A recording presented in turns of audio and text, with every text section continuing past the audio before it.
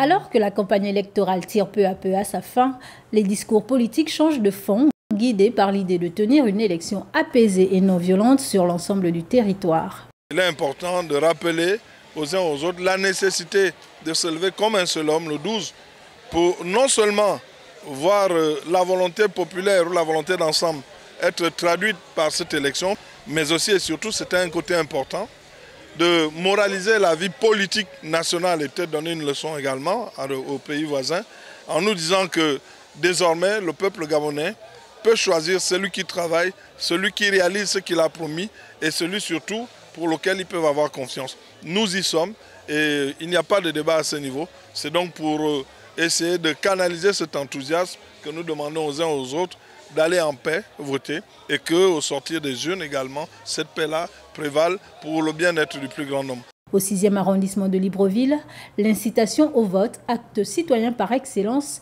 est portée par les politiques d'une part et les artistes d'autre part.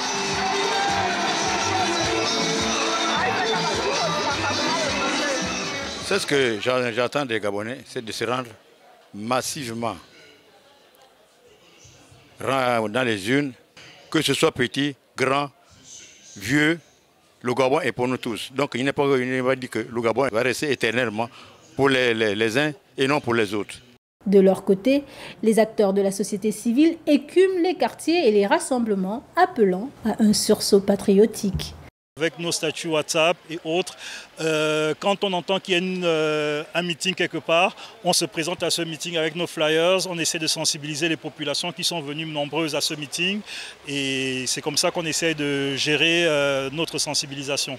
Rappelons que le collège électoral au Gabon tourne autour de 800 000 électeurs à jour J-3 de l'élection qui sonne le retour à l'ordre constitutionnel dans le pays. La responsabilité de chacun d'eux est plus que jamais interpellée.